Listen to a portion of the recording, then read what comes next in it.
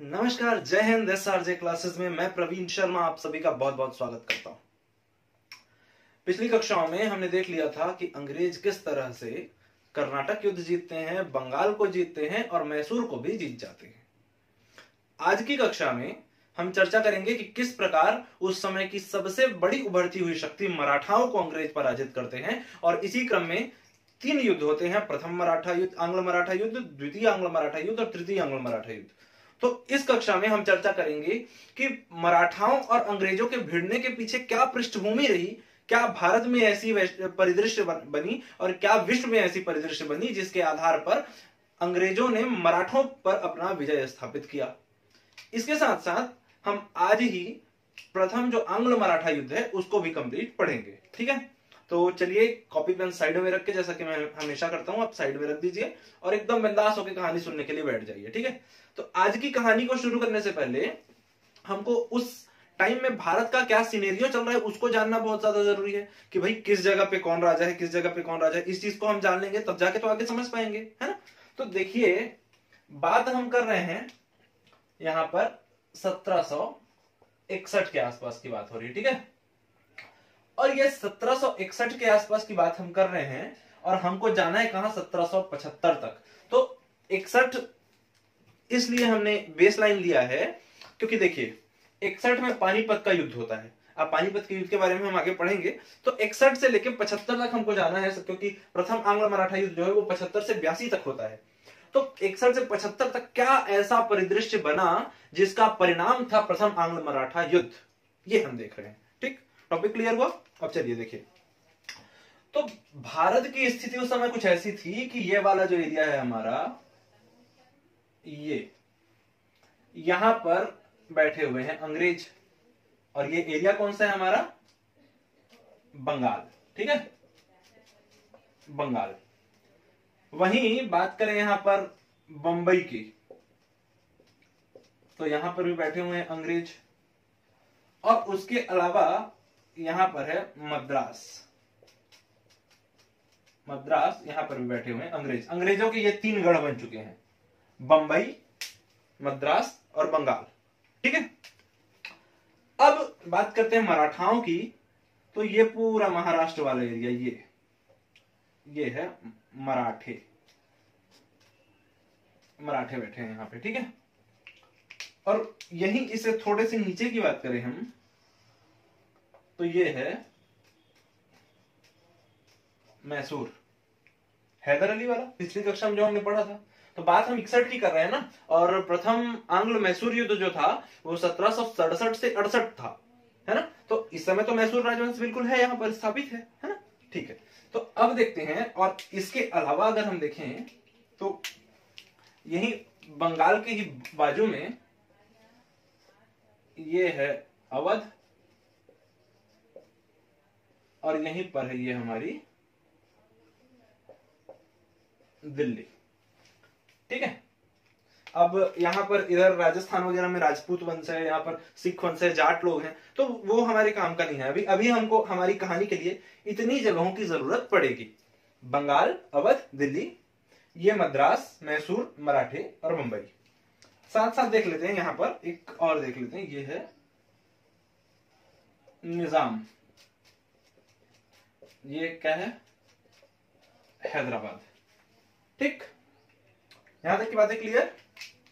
देखो भैया, अब होती है हमारी कहानी शुरू। तो कहानी की शुरुआत कुछ इस तरह से होती है और ये कहानी बेस्ड है पृष्ठभूमि पे आंग्ल मैसूर युद्ध के। तो कहानी की शुरुआत कुछ इस तरह से हम करते हैं कि उस समय में क्या सिनेरियो चल रहा है। तो सब मराठों की अगर हम बात करें तो मराठों के जो साम्राज्य की स्थापना है वो की थी छत्रपति शिवाजी महाराज ने। और मराठों के विषय में अगर हमको पढ़ना है तो हमको अलग अलग कम से कम 2 से 3 क्लास चाहिए, काफी लंबी लंबी क्लासेस। तो ये हम पढ़ेंगे जब मध्यकालीन इतिहास पढ़ेंगे ना, तो उसके अंतिम में हम मराठों के बारे में पढ़ते हैं, वहां पे बहुत डिटेल से हम मराठों को जानेंगे। लेकिन वर्तमान समय में जितनी हमको आवश्यकता है उतनी हम देखते हैं। तो 1771 में भैया आप लोगों ने मूवी तो देखी होगी, अभी आई थी पानीपत, अर्जुन कपूर, है ना, तो और संजय दत्त की मूवी, तो वही पानीपत है ये। तो 1761 में पानीपत का तृतीय युद्ध होता है, ये चीज सबसे पहले याद रखेंगे। पानीपत का तृतीय युद्ध तो 1761। अब यहां पे देखिए क्या माहौल बनता है। तो माहौल कुछ ऐसा है कि मराठा, तो मराठों के साइड से उस समय पेशवा थे बालाजी बाजीराव। अब ये पेशवा क्या होता है, ये जब हम मराठा पढ़ेंगे तो आप लोगों को ये पूरा मराठों का जो सिस्टम है ये सारा चीज क्लियर कर देंगे। अभी फिलहाल आप इतना ध्यान में रखिए कि पेशवा है इस समय बालाजी बाजीराव, ठीक। और वहीं ये जो युद्ध में सेनापति के रूप में जाता है वो इसी बालाजी बाजीराव का पुत्र विश्वास राव होता है। मूवी आप लोगों ने देखा होगा तो आप लोग रिकॉल कर पा रहे होंगे, बिल्कुल कनेक्ट कर पा रहे होंगे यहां से, है ना। देखिए, और नेतृत्व कौन करता है, अर्जुन कपूर। अर्जुन कपूर का क्या नाम था मूवी में, सदाशिवराव भाऊ, ठीक। यहां तक की बातें कनेक्ट। अब वहीं इसके अपोजिट में अगर हम देखें तो यहां पर अहमद शाह अब्दाली आता है। और देखिए, भारत की स्थिति कुछ ऐसी थी ना, और भारत के गुलाम बनने का भी कहीं ना कहीं एक बड़ा कारण यह भी है कि यहां पर शक्तियां जो हैं वो आपस में ही भिड़ती थी, आपस में ही क्षेत्र विस्तार के लिए इतना ज्यादा उनमें कंपटीशन होता था कि कोई बाहरी शक्ति आई और बाजी मार ले गई। तो वही सेम चीज यहां पर भी होता था कि मराठों की शक्ति इतनी तेजी से बढ़ रही थी कि ये जो आसपास के सारे राज्य वाले ना इतना भय खाते थे इनसे कि भाई कल के डेट में हो सकता है ये आकर हम पर आक्रमण कर दे और हमारे राज्य को जीत ले। लेकिन जब अहमद शाह अब्दाली आता है तो मराठों की सेना भी काफी सुदृढ़ होती है, और ये जो नेतृत्व करता है इनका, जो इनका सेनापति होता है सदाशिवराव भाऊ, ये इतना अच्छा और कुशल सेनापति होता है, मतलब सेना को मैनेज करता है। सेनापति हालांकि नाम के तौर पे विश्वास राव रहता है, बाकी पूरे सेना को मैनेज करने का काम यही सदाशिवराव भाऊ करता है। तो बिल्कुल ये तय था कि ये युद्ध जीत जाते। लेकिन वही है ना, घर का भेदी लंका था वाल। तो यहां पे क्या होता है, अहमद शाह अब्दाली जब आता है, जैसे ही आसपास के लोगों को खबर पड़ती है तो अहमद शाह अब्दाली संपर्क करता है, क्योंकि उसको ज्ञान होता है कि भारत के लोग तो आपस में ही लड़ने से फुर्सत नहीं है उनको। तो इस तरह से बात होती है और अहमद शाह अब्दाली संपर्क करता है अवध और दिल्ली के नवाबों से। दिल्ली के बादशाह थे उस समय शाह आलम सेकंड, और अवध के जो नवाब थे उनका नाम था शुजाउद्दौला। अब ये तो ऑलरेडी पहले से डर में है कि भाई मराठा कब आएंगे और हम पर आक्रमण करके हमारे टेरिटरी पर अपना कब्जा कर लेंगे, ये उनको बिल्कुल पता नहीं था। तो ये वो मानते थे कि मराठों से बेटर है कि जो आ रहे हैं बाहर से वो उसका हम साथ दे, तो हम मराठों को ही खत्म कर देते हैं। इस तरह से दिल्ली और अवध के जो शासक थे वो आ जाते हैं अहमद शाह अब्दाली के पाले में, और इस तरह से अहमद शाह अब्दाली जो है ये और ज्यादा स्ट्रांग हो जाता है। और इसके बाद की घटनाएं कुछ इस तरह से होती हैं कि जब इन दोनों का युद्ध होता है, और युद्ध होता है तो फाइनली फिर ये जीत जाते हैं और ये हार जाते हैं, मराठे हार जाते हैं। यहां तक की बातें क्लियर। अब मराठे जो हैं ये हार गए, याद रखिएगा, पानीपत का युद्ध 1761, मराठे हार गए। सेनापति था विश्वास राव, और इस समय इनका पेशवा था बालाजी बाजीराव।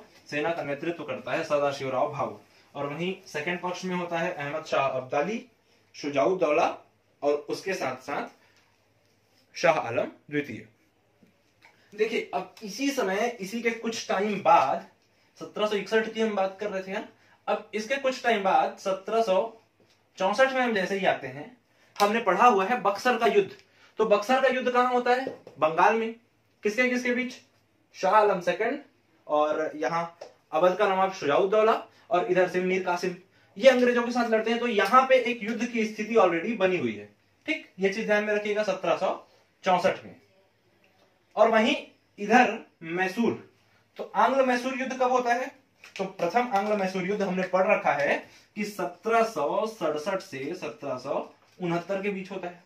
तो देखिए, अंग्रेज कैसे अलग अलग शक्तियों से लड़ रहे हैं। यहां पर 61 में तो मराठे, अब देखो ये स्टोरी हमको समझनी है कि 1761 में पानीपत का जब युद्ध होता है तो मराठे यहां से डगमगा जाते हैं, काफी कमजोर हो जाते हैं। तो मराठों की स्थिति अपेक्षाकृत कम हो जाती है और अंग्रेज यहां पर लाइन टू लाइन युद्ध जीत रहे हैं। देखिए, बंगाल में बक्सर 1764 को जीतकर पूरे बंगाल पर अपना अधिकार कर लिया इन्होंने। और वहीं पहला जो युद्ध था मैसूर का, आंग्ल मैसूर युद्ध, तो यहां पर अंग्रेजों को हैदर अली हरा देता है, ठीक। इतनी घटनाएं क्लियर है। अब फिर से हम आते हैं वही पानीपत के तृतीय युद्ध में।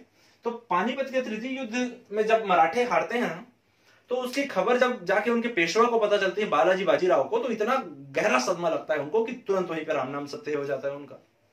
अब उनका राम नाम सत्य हो गया तो उनके बाद जो अगला पेशवा बनता है वो होता है माधवराव। और ये माधवराव जो है, ये जैसे ही पेशवा बनते हैं मराठा शक्ति जो होती है उसका विस्तार करना शुरू करते हैं, मराठा शक्ति को फिर से संगठित करना शुरू करते हैं, मराठा शक्ति का सुदृढ़ीकरण शुरू करते हैं, रेनफोर्समेंट शुरू करते हैं अपनी सेना का। और इस तरह से फिर से एक बार नई उभरती हुई शक्ति जो होती है वो मराठा होती है भारत में। अब देखिए, अब समय कुछ इस तरह से आ जाता है, 1761 में ये बनता है पेशवा। अब धीरे धीरे 3-4 साल का समय बीतता है और 1764 में यहां पर आता है बंगाल। तो बंगाल में हो रहा है क्या, बक्सर का युद्ध 64 में। अब इसी समय में ये जो माधवराव होता है ये क्या करता है, यहां पर देखिए, यहां पर बक्सर का युद्ध हुआ, ये दोनों, और मीर कासिम और अंग्रेजों के बीच। तो अंग्रेज क्या करते हैं, याद करिए पिछली कक्षा, कि दिल्ली का जो बादशाह है शाह आलम सेकंड, उससे बंगाल, बिहार और उड़ीसा की दीवानी प्राप्त कर लेते हैं और उसको पेंशन पर रखते हैं, अर्थात वो अंग्रेजों का गुलाम बन के रह रहा है वहां पे।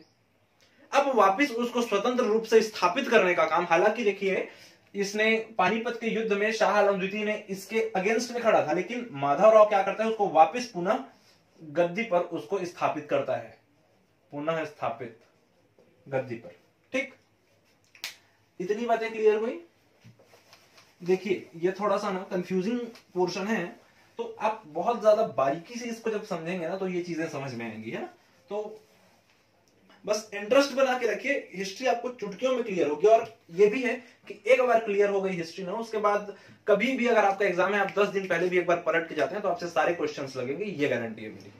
ठीक है, देखिए इस तरह से जो माधवराव है ये बहुत ज्यादा विस्तार में लग गया था मराठा शक्ति के, और लेकिन कुछ समय बाद 1772 में माधवराव की मृत्यु हो जाती है, माधवराव खत्म हो जाता है। अब माधवराव के बाद पेशवा पद के 2 दावेदार बेसिकली यहां पर हमको दिखते हैं। 2 दावेदार होते हैं, पहला होता है नारायण राव और दूसरा होता है रघुनाथ राव। रघुनाथ राव, इसे राघोबा भी कहा जाता है ना, अगर मैं राघोबा शब्द का कहीं पे यूज करूं तो आप कंफ्यूज ना होइएगा, इसे राघोबा भी कहते हैं। तो देखिए ये जो माधवराव था इसका बेटा था नारायण राव और इसका भाई था रघुनाथ राव। तो जैसे ही माधवराव की मृत्यु होती है तो ये जो रघुनाथ राव है ये चाहता है कि मैं राजा बनूं, मैं वहां का शासक बनूं। और इसी क्रम में नारायण राव भी चाहता है, क्योंकि उसके पिता राजा थे तो पुत्र को गद्दी मिलनी चाहिए, और इस तरह नारायण राव चाहता है कि मैं यहाँ का पेशवा बनूं, सॉरी राजा नहीं पेशवा, है ना, तो यहाँ का पेशवा बनूं। और इस तरह से ये थोड़ा सा छल छद्म वाला व्यक्ति रहता है रघुनाथ राव, और कुछ समय बाद छल से जो है नारायण राव की हत्या कर देता है। और नारायण राव की जब हत्या होती है तब ये नारायण राव का जो पुत्र है ये काफी छोटा रहता है, बहुत ज्यादा एकदम शिशु अवस्था में रहता है अपने, इसका नाम रहता है माधव नारायण राव। अब यहां पर 2 व्यक्तियों की काफी बड़ी भूमिका आपको दिखेगी। वो 2 व्यक्ति थे महादजी सिंधिया, महादजी सिंधिया, और दूसरे थे नाना फडणवीस। ये 2 व्यक्तियों का नाम याद रखिएगा, आगे काफी काम आने वाले हैं ये 2 व्यक्ति हमारे। ठीक, अब समझिएगा कि नारायण राव का जो पुत्र है माधव नारायण राव ये काफी शिशु है, और मुझे गद्दी मिले पेशवा की ये सोचकर रघुनाथ राव ने नारायण राव को मरवाया है। ठीक, अब इसके बाद कुछ इस तरह से होता है कि जैसे ये मरता है ये दावेदारी पेश करता है कि अब से मैं आपका पेशवा हूं, लेकिन वहीं पर 2 मराठा सरदार होते हैं महादजी सिंधिया और नाना फडणवीस, ये इसकी चाल को जान जाते हैं और ये सीधे विरोध करते हैं कि नहीं भाई हम तुमको पेशवा नहीं बनने देंगे, हमारे जो पेशवा थे नारायण राव उन्हीं के पुत्र माधव नारायण राव को हम पेशवा बनाएंगे, और वो शिशु है चूंकि, इसलिए राज्य के संचालन के लिए एक परिषद की गठन की गई जिसे बार भाई परिषद भी कहा जाता है, बार भाई परिषद। और इस बार भाई परिषद में 12 सदस्य थे, और ये 12 सदस्य मिलकर उस समय जो शासन का संचालन है वो करते थे। और यहां पर देख सकते हैं कि रघुनाथ राव जो था इसको बेचारे को कुछ नहीं मिला यार। अब कुछ नहीं मिला तो ये ऑलरेडी बहुत ज्यादा खुन्नस में है, ठीक है, अपने ही लोगों से बहुत ज्यादा खुन्नस में है। अब पूरा सिनेरियो शायद आप समझ गए होंगे, एक बार स्क्रीनशॉट ले लीजिए आप इतने का।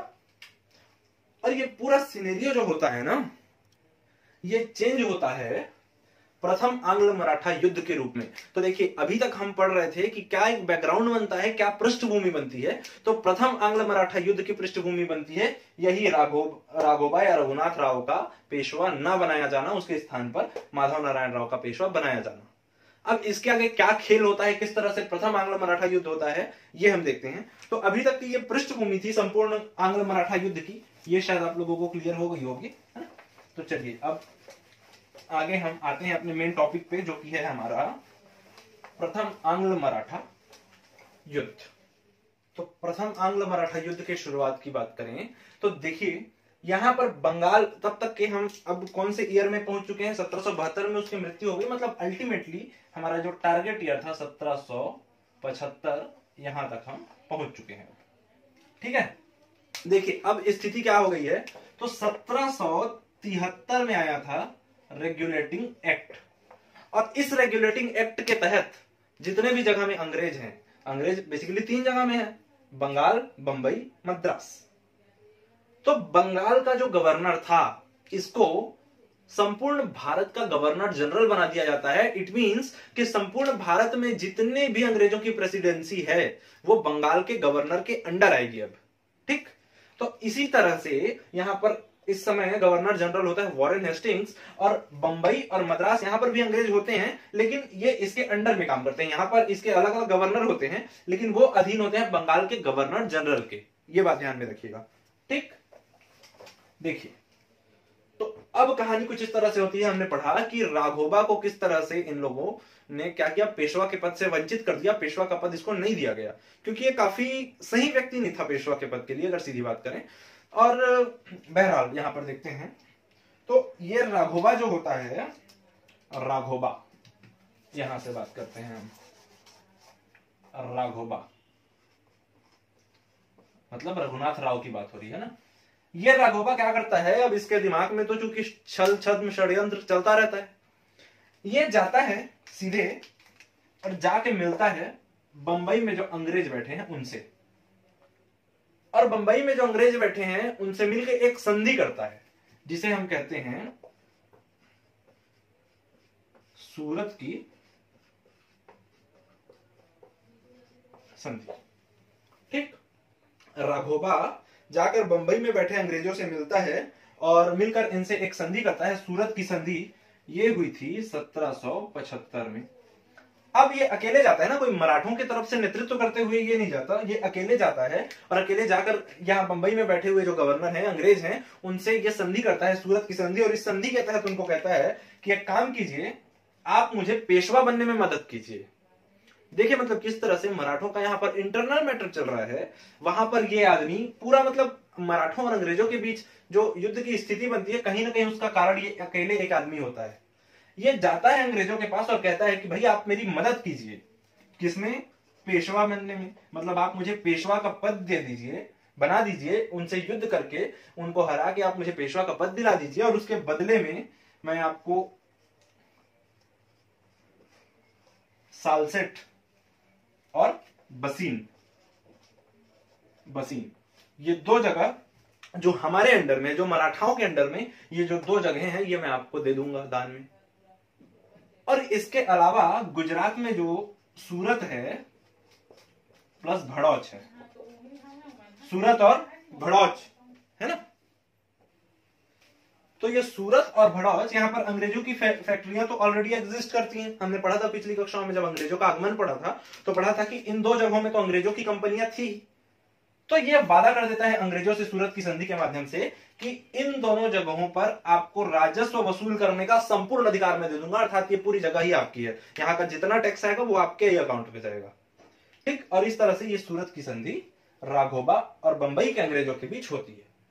ठीक, तो देखिए राघोबा और अंग्रेज, इनके बीच में एक संधि हो गई, सूरत की संधि 1775 में। अब अंग्रेजों को भी ये डील अच्छी लगती है, क्योंकि भाई देखो देखो उनको सीधे सीधे 2 जगहों को पूर्ण रूप से दिया जा रहा है और 2 जगहों का राजस्व वसूल करने का अधिकार दिया जा रहा है। इसका मतलब 4 जगहों का टोटल जो रेवेन्यू वो अब अंग्रेजों के खाते में आने वाला है, और ये चारों जगह काफी ज्यादा रेवेन्यू देने वाले। तो इसलिए जो यहाँ का गवर्नर होता है बंबई का, उस समय ये कर लेता है संधि और ये भी एग्री कर जाता है। इसके बाद लगभग 25,000 की सेना लेकर ये जो बंबई से अंग्रेज जो हैं ये आते हैं और यहां पर मराठा वर्सेस अंग्रेज ये होता है युद्ध, ठीक है। और ये युद्ध कहलाता है अर्रास का युद्ध। 1775 की बात हो रही है ना अभी। तो अंग्रेजों और मराठों के बीच अर्रास का युद्ध होता है और इसका परिणाम क्या होगा गैस कीजिए आप। स्थितियां तो हम देख चुके हैं। तो इसका परिणाम होता है ये अर्रास का युद्ध अंग्रेज जो है बहुत बुरी तरीके से हारते हैं, मराठे जीत जाते हैं, क्योंकि माधव राव के समय से ही जो मराठा शक्ति थे वो पानीपत में हारने के बाद जो डिक्लाइन हुए थे वो फिर से उठने लगे थे, फिर से उनकी शक्तियां बढ़ने लगी थी और इसी वजह से इन 25,000 की सेना को मराठे जो है बहुत आसानी से बहुत हंसते खेलते हरा देते हैं। और इस तरह से अर्रास का युद्ध कौन जीतता है? तो अर्रास का युद्ध मराठे जीतते हैं। ठीक, क्लियर यहां तक की बातें। तो देखिए अब क्या होता है, अब ये जो पूरी घटनाक्रम यहां पर घट रही है, इस घटने का पता चलता है, इस घटने की सूचना मिलती है बंगाल में जो अंग्रेजों का गवर्नर जनरल बैठा है वॉरेन हेस्टिंग्स उसको। अब वॉरेन हेस्टिंग्स इस घटना को सुनता है ना तो बहुत ज्यादा तिलमिला जाता है भाई, कि वहां के गवर्नर को अधिकार ही नहीं है संधि करने का, वो अधिकार तो मेरे पास है, उसने कैसे संधि किया। अब इसलिए जो वॉरेन हेस्टिंग्स है ये मराठों से संबंध स्थापित करने का सोचता है वापस। क्यों? तो इसके पीछे अगर हम थोड़ा सा कारण में जाएं तो हमने देखा था कि किस तरह से 1780 से 84 के बीच हुआ था second Anglo Mysore war, Anglo Mysore युद्ध। 1780 से 84 के बीच द्वितीय आंग्लो मैसूर युद्ध हुआ था और इस समय 75-76 का समय चल रहा है, अर्थात मैसूर के साथ युद्ध की स्थिति बनने वाली है जस्ट कुछ समय में। तो ऐसे समय में अंग्रेज जो है ये मराठों से बैर नहीं लेना चाहते थे, क्योंकि अगर मराठे और मैसूर अगर पूर्ण रूप से एक हो गए तो अंग्रेजों का जीतना यहां पर नामुमकिन था। और इसीलिए वॉरेन हेस्टिंग्स क्या करता है, वॉरेन हेस्टिंग्स जो है ये आता है और अंग्रेज और यहां मराठों से मिलता है वापस। ये अवैध घोषित करता है सूरत की संधि को और आकर सीधे मिलता है मराठों से और मराठों से एक संधि करता है जिसे पुरंदर की संधि के नाम से हम जानते हैं। ठीक, यहां तक की बातें क्लियर। ये पुरंदर की संधि 1776 में होती है। ओके, क्लियर है यहां तक। और इस पुरंदर की संधि में कहा जाता है कि राघोबा इसका समर्थन अंग्रेज नहीं करेंगे, माधवराव को ही पेशवा माना जाएगा। और तीसरा क्लॉज इसका कहता है कि भाई अब बात तो हुई थी और हम आपसे मित्रता कर रहे हैं तो सालसेट और बसीन ये आप हमको दे दीजिए। तो इस तरह, क्योंकि देखिए जहां लोहा गर्म होता है ना वहां हथौड़ा मारा जाता है और उसी से फायदा होता है। और अंग्रेज इस काम में बहुत ज्यादा एक्सपर्ट थे, तो अंग्रेजों ने कहा कि लोहा गर्म है तो हथौड़ा मार देते हैं। तो क्या करते हैं, राघोबा का समर्थन हम नहीं करेंगे। और इस पहले यहाँ के अंग्रेजों ने क्या बोला था कि हम तुम्हारा समर्थन करेंगे, इसके बदले में हमको सालसेट और वसीम चाहिए। लेकिन यहीं से जो बंगाल का जो गवर्नर जनरल है वो जब संधि करता है तो वो कहता है कि देखिए आपका जो पेशवा है वही रहेगा पेशवा, लेकिन उसके बदले में हमें आप सालसेट और वसीम दे दीजिए। और इस तरह से सालसेट और वसीम पर फिर से अंग्रेजों का अधिकार हो जाता है। अब देखिए यहां पर तनातनी की एक स्थिति बन गई है अंग्रेजों के बीच आपस में। ये बंबई में बैठा हुआ अंग्रेज और यहां पर बंगाल में बैठे हुए अंग्रेज, इन दोनों के बीच एक मतभेद की स्थिति आ गई है। दोनों अब एक दूसरे के निर्णय से खुश नहीं है। यहां पर वॉरेन हेस्टिंग्स कहता है कि भाई तुम्हारी संधि गलत, सूरत की संधि गलत। और यहां पर बैठे जो अंग्रेज गवर्नर होते हैं वो कहते हैं कि नहीं, पुरंदर की संधि गलत है। अब इन दोनों के बीच का ये जो झगड़ा है ये पहुंचता है ब्रिटेन। ठीक, और ब्रिटेन जब पहुंचता है तो फिर ब्रिटेन में इसका फैसला होना होता है। अब ब्रिटेन का जो फैसला है उसके कई आधार हो सकते हैं। और देखिए इतिहास का मतलब ही है अपनी निर्णय क्षमता को विकसित करना। किस तरह से आप परिस्थितियों को देखकर हर दृष्टिकोण से उस परिस्थितियों का अंदाजा लगाकर उसके जितने भी आयाम हैं उन सारे आयामों के बारे में जानकर आप इतिहास के द्वारा अपने वर्तमान में निर्णय लेने में किस प्रकार सक्षम होते हैं, यही इतिहास है। तो इस समय भी ये दोनों के जब युद्धों के दोनों की जो संधियां थी, इनकी सूरत की संधि और इनकी पुरंदर की संधि, इन दोनों संधियों के विषय में जब एक जो मतभेद है वो ब्रिटेन पहुंचता है, तो ब्रिटेन की जो संधि होती है वो कहीं ना कहीं एक वैश्विक परिदृश्य पर आधारित होती है। तो क्या उस समय की वैश्विक परिदृश्य चल रही थी, किस आधार पर उन्होंने अपना निर्णय दिया, ये इस आधार को समझना हमारे लिए बहुत ज्यादा जरूरी है। तो उस आधार को देखते हैं। तो बात करते हैं, ये है हमारा अमेरिका और ये है दक्षिणी अमेरिका, उत्तरी अमेरिका, दक्षिणी अमेरिका, ठीक। और यहीं पर कुछ इस तरह से है हमारा यूरोप, ये हो गया ब्रिटेन और ये हो गया अफ्रीका, ठीक। समझ में आ रही बात? ये है अमेरिका, उस समय यूएसए कहना सही नहीं होगा, अमेरिका, ये दक्षिणी अमेरिका, ये अफ्रीका, यूरोप और ये है ब्रिटेन, ठीक है। अब देखिए उनके निर्णय का आधार क्या था। तो उस समय अंग्रेज जो है वो व्यापार पर बहुत ज्यादा जोर देते थे, और अंग्रेज चूंकि सबसे ज्यादा विकसित थे इसलिए इनका जो उपनिवेश था, एक उपनिवेश था अमेरिका में, कुछ जगह इन्होंने अफ्रीका के भी जीत लिए थे, और यूरोप में तो ये खुद थे। तो क्या करते थे, ये कच्चा माल जो है, एग्जाम्पल के तौर पे हम लेते हैं कपास को, है ना। तो कपास जो है ये इसके लिए कच्चा माल के रूप में कपास को लेकर जाते थे ब्रिटेन, और औद्योगिकीकरण के प्रभाव के कारण ये ब्रिटेन में अर्थात यूरोप में इतने ज्यादा संसाधन विकसित हो चुके थे, यूरोप इतना आधुनिक हो चुका था कि उस समय उनके पास फैक्ट्रियां वगैरह, मशीन वगैरह, सारी चीजों का धीरे धीरे विकास हो रहा था। तो इसलिए ये यहां से कच्चा माल लेकर ब्रिटेन जाते थे और ब्रिटेन में उसको बनाते थे, मतलब ब्रिटेन में सामानों को बनाया जाता था। कच्चा माल दूसरी जगह से ले जाकर अर्थात अमेरिका से ले जाकर ये बनाते थे ब्रिटेन में, और ये कच्चा माल होता था कपास। अब अफ्रीका में इनको मिल जाते थे क्या, सस्ते मजदूर। तो इन सस्ते मजदूरों को यहां पर कच्चा माल एकत्रित करने के लिए ये अमेरिका भी ले जाते थे, और यहां पर जो सामान की प्रोसेसिंग है उसमें हेल्प करने के लिए ले जाते थे, कहां, अपने ब्रिटेन। और इस तरह से यहां पर देखिए, क्योंकि यहाँ के लोग बहुत ज्यादा, अफ्रीका के लोग मेहनती भी होते हैं और बहुत सस्ते रेट में इनको मिल जाते थे। तो इस तरह से इस त्रिकोण के आधार पर जो ब्रिटेन का बिजनेस है वो वर्क कर रहा था। लेकिन इसी टाइम में 1775-76 के आसपास, 1775-76 के आसपास अमेरिका में क्रांति होती है, और अमेरिका जो है वो स्वतंत्र हो जाता है। अब देखिए अमेरिका स्वतंत्र हो गया, मतलब इनका ये चेन जो है ये ब्रेक हो गया यहां से। अब इनके पास सबसे बड़ी दिक्कत होती है कच्चे माल की, और इसी समय इनको पता चलता है कि भाई ये जो भारत में ये जो महाराष्ट्र का एरिया है ना, यहां पर है ब्लैक सॉइल, ब्लैक सॉइल अर्थात काली मिट्टी।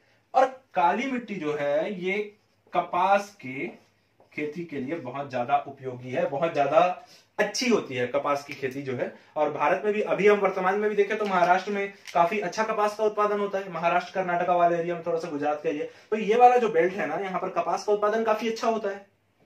और इसी वजह से यहां से जो निर्णय आता है अब ब्रिटेन से, देखिए सूरत की संधि और पुरंदर की संधि, इन दोनों संधियों के बीच मतभेद की स्थिति में जब ये निर्णय के लिए ब्रिटेन जाता है, तो ब्रिटेन से जो निर्णय आता है वो बिल्कुल हतप्रभ कर देने वाला निर्णय होता है। देखिए राजनैतिक और प्रशासनिक दृष्टिकोण से आप लोग भी देख रहे हैं कि सूरत की संधि गलत थी, क्योंकि किसी एक राज्य के बदले जाकर एक व्यक्ति कभी भी जो है संधि नहीं कर सकता। और वहीं इनको तो संधि का अधिकार भी नहीं था बंबई वालों को, फिर भी उन्होंने संधि कर लिया। भाई इनका बड़ा अधिकारी यहां बैठा है, गवर्नर जनरल यहां बैठा है, तो संधि करने का अधिकार तो उसी के पास है। लेकिन फिर भी अपने फायदा को देखते हुए अंग्रेज जो होते हैं ये सूरत की संधि को मान्य कर देते हैं, और इस तरह से जो 1775 में हुई सूरत की संधि होती है उसके द्वारा एक बार फिर से जो है लड़ाई का एक बीज वपन होता है, बीज बोया जाता है अंग्रेजों के द्वारा मराठों के खिलाफ। ठीक, बातें क्लियर हुई यहां तक की? देखिए अब वॉरेन हेस्टिंग्स को ब्रिटेन से ऑर्डर आता है कि भाई आप जाओ और मराठों से युद्ध करो। तो इसी क्रम में अंग्रेज, यहां पर जो अंग्रेज हैं ये दो पाले में हैं, यहां पर हम देख रहे हैं ना, एक है बंबई वाले और दूसरा है इनका गवर्नर जनरल वॉरेन हेस्टिंग्स। तो ये बंबई वाले क्या कहते हैं, ये जैसे ही ऑर्डर आता है कि युद्ध करना है, अब ये तो एक बार हार चुके होते हैं, और अरास के युद्ध में, है ना, तो हारे हुए होते हैं, इसलिए इनमें बहुत ज्यादा खुन्नस होता है और ये बहुत ज्यादा खुश हो जाते हैं कि हाँ अब तो ब्रिटेन से भी हमको युद्ध करने का जो अधिकार है वो प्राप्त हो गया। और इसी क्रम में ये सीधे सीधे जाते हैं और मराठों पर आक्रमण कर देते हैं और ये युद्ध जो है वो कहलाता है तेलगांव का युद्ध। तेलगांव का युद्ध। और इस तेलगांव के युद्ध में अगेन जो ये बंबई वाले अंग्रेज होते हैं ये बुरी तरीके से हारते हैं। अबे बार बार जाओगे तो हारोगे ही, सीधी बात है। जब आपके पास सेना नहीं है तो आप काहे के लिए जाके लड़ रहे हो भाई? आप पहले पूरी सेना संगठित करो तब जाके लड़ो। तो ये चढ़ गए कि हाँ अब हमको तो मिल गया भाई, हम ऐसे में जाके लड़ेंगे तो बचेंगे थोड़ी ना, हार गए। अब ये भाई साहब पूरी तरीके से हार चुके हैं और अब इनकी मराठों के साथ एक संधि होती है जिसे हम कहते हैं बड़गांव की संधि। बड़गांव की संधि। और ये जो पूरा घटनाक्रम है ये बंबई वाला, ये है 1779 की घटना है। ठीक, बातें पूरी स्टोरी क्लियर हो रही है ना यहां तक के आप लोगों को? देखो अब ये जो वॉरेन हेस्टिंग्स था ये दिमाग लगाता है कि देखो एक बार हमारी सेना गई है वहां तक तो युद्ध नहीं जीत पाई, इसलिए अब थोड़ी सी मराठों को हराने के लिए हमको कूटनीति के प्रयोग की आवश्यकता है। और इसी क्रम में ये क्या करता है, ये अपनी जो सेना है उसको दो साइड से एक साथ भेजता है। जैसे एक मिनट,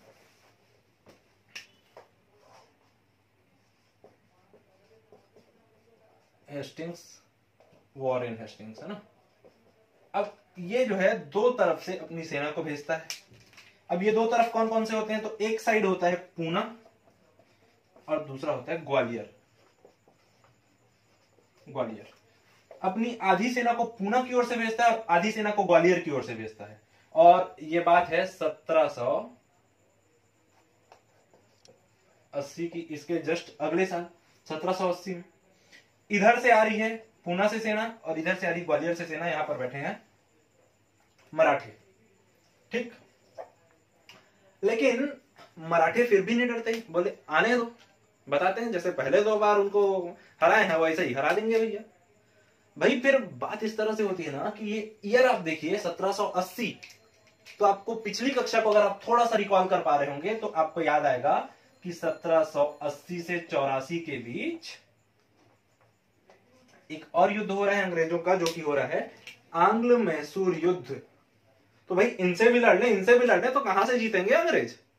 तो ऐसी स्थिति को अपने कंट्रोल में लाने के लिए अंग्रेज क्या करते हैं, तो अंग्रेज करते हैं कि भाई एक जगह से तो हमको सुलह बना के चलना पड़ेगा। कहें कि दोनों अलग अलग जगह में जो लोग बैठे हैं उनके साथ अगर हम लड़ दिए तो हम तो जाएंगे ही जाएंगे। दोनों मिल बांट के अगर हम पे आक्रमण किए तो हम तो निपट जाएंगे ना। और इस तरीके से जो अंग्रेज हैं ये कहते हैं कि भाई एक काम करते हैं, हम इनसे अभी जो है संधि कर लेते हैं मराठों से और अपन जारी रखते हैं ये मैसूर वालों के साथ युद्ध को। याद है ना आपको, आयरकूट वर्सेस हैदर अली, और दोनों मर जाते हैं। सेकंड आंग्ल मैसूर युद्ध 1780 से 84, ये उसी युद्ध की बात हो रही है यहाँ पे, है ना। और इस तरह से ये मराठों के साथ जो अंग्रेज हैं ये फिर से एक संधि करते हैं और इस संधि को, ये बहुत फेमस संधि है और ये पूछा भी जाता है, तो इस संधि के बारे में आप बिल्कुल ध्यान रखिएगा, है ना। और ये होता है सालबाई की संधि।